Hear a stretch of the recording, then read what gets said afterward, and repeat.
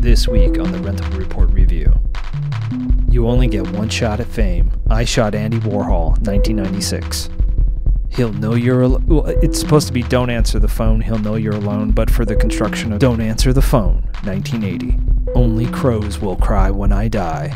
Graveyard of Honor, 1975. That is a hard fucking line. All he needed was a lucky break. Then one day, she moved in. Vision Quest, 1985. There is no tagline. I don't want to spoil anything for this. Just go out and watch it. Vagabond, 1985.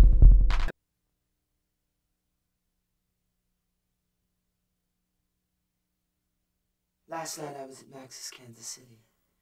That's the chic hangout for the jet set of the world. I have memories of seeing the VHS box for this in the independent section, or whatever the fuck that piece of shit corporate shadow of a video store Blockbuster called it. But I remember seeing the cover of I Shot Andy Warhol for years before I was even modestly cinema educated. Then I grew a bit, ran into it here and there, assumed it couldn't possibly be good. The odds were just so against it. Biopic having to do with an artist, life is too short. Then two things happened. I learned a little bit about Valerie Solanas' Scum Manifesto, and I finally noticed that it was co-written and directed by Mary Harron. Shamefully, I only really know through American Psycho. The thing I love most about this, aside from the dramatic performances, is that it flirts with biopic through documentation. A lot of the scenes are some sort of testimony or document that traces Solanas' life, which is not only interesting from a formalistic perspective, but how does one ever really get to know and understand someone, much less represent them? There's so much you can never have access to.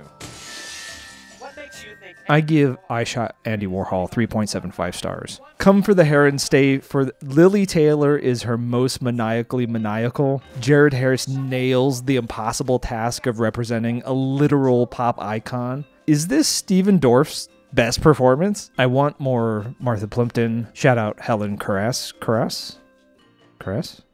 I'm so sorry. This movie is so dumb, I might love it. Run if you must. I actually can't stop thinking about it. I almost don't ever want to watch it again, so I can slowly lock it into my mind's amber. Who's there? But above all, if you are alone, don't answer the phone.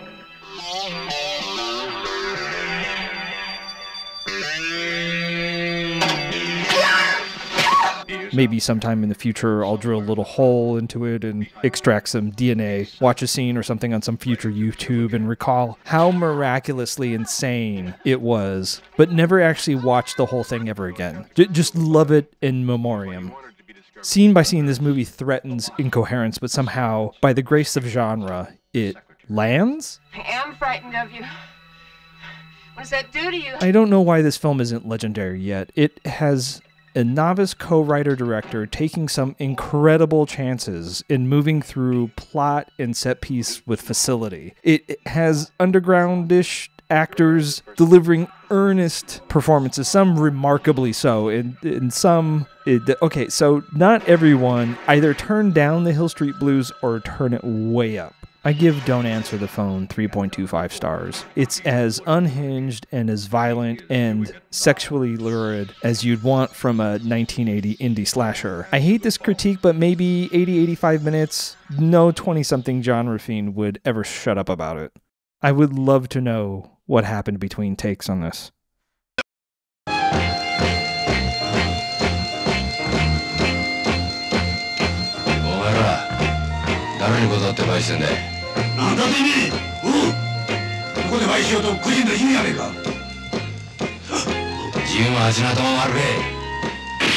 To take a semi-modern parlance, what an absolute beast to, in the middle of filming not one, but two of the most influential Yakuza series of all time, to take a sojourn into the perilous hell of a wayward gangster just trying to actually be a gangster and turn out a haunting masterpiece of rage and impotence.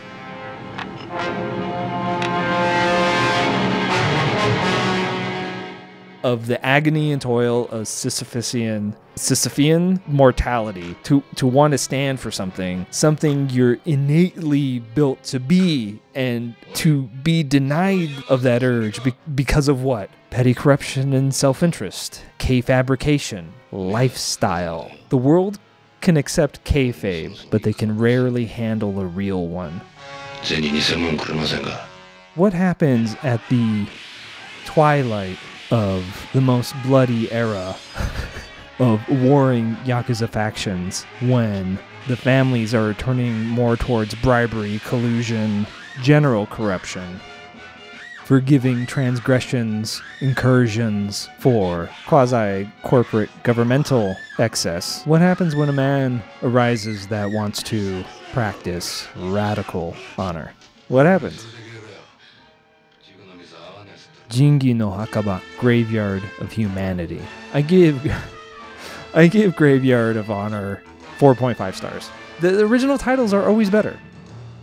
As a writer, director, as a filmmaker, I am utterly, eternally fascinated with the poetic economy of the storytelling of Fukasaku. His scene selection, the pith of acting, of action, distilled, concentrated. The thing they always tell you when making a cheap film is cut the locations, cut the cast, absolutely no action. This flies in the face of all of that. I mean, they had some money for these things, but by Hollywood standards, these were pretty low budget.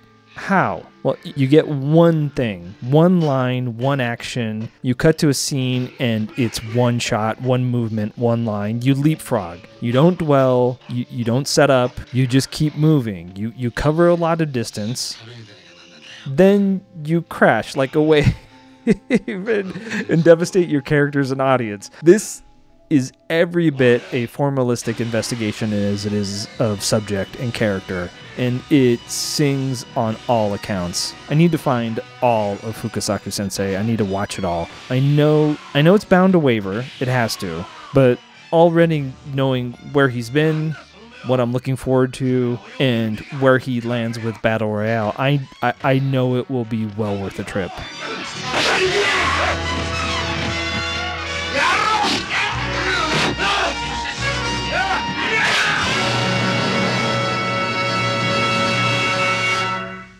What a time to be alive.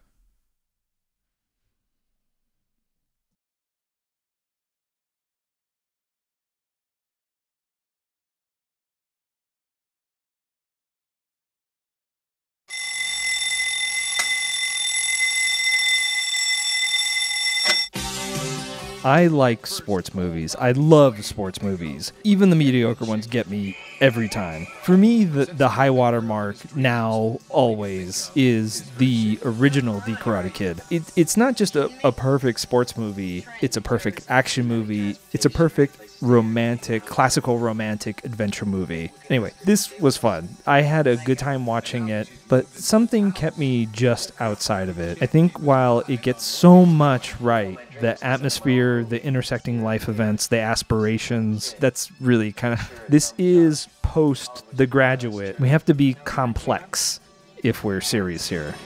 Really big hand. As a sports film fan, I think Vision Quest spends more time talking about wrestling obsession, but actually really just talks around it. I don't get a sense of Modine's character as an athlete. What's his strategy? What's his strength, his weakness, other than a number on his scale? Give me something. I give Vision Quest 3.5 stars. I love the mood and matured reflection. I just don't think it landed anywhere, but I also think that's possibly more of a reflection of where we were collectively in 1985, where cinema was, where Hollywood cinema, where prestige Hollywood cinema was in 1985. It's something I can appreciate, but that I would ultimately like to move beyond.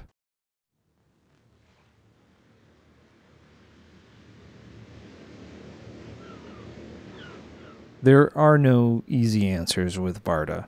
Being a dude and a bit of a cinema apparatus-tician, I kept self-awarely asking, what is the opposite of male gaze? Do I believe in male gaze? What would be the opposite of male gaze? If male gaze is to atomize, objectify, target, then the female rejoinder might be connection, relation, gestalt, something like that. Not just in the shot as the shot, but across and throughout the film. Its construction, themes, enactment.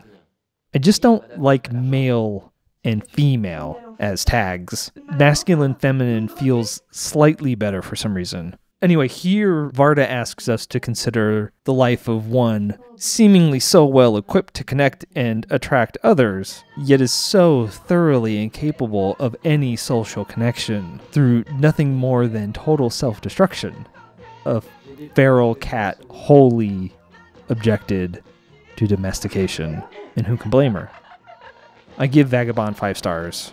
If this isn't a 5-star movie, then I don't know what is. It's a thorough meditation on a very specific phenomenon of life, of a specific kind of life, and Varda orchestrates the whole tool set of cinema to explore it. It's beautifully shot, blocked, scored, cut. It's exquisitely acted. Sandrine Bonnier and Varda crafting a living person impossible to love yet. Well, I do. I hate her and love her, and know that she is completely incapable of love, and I would ruin my life trying to save her. Every minute she's on screen, she breaks my fucking heart. Une horreur, un déchet. J'en suis malade. Moi, c'est Simone, mais on dit Mona. This is the essence of cinema.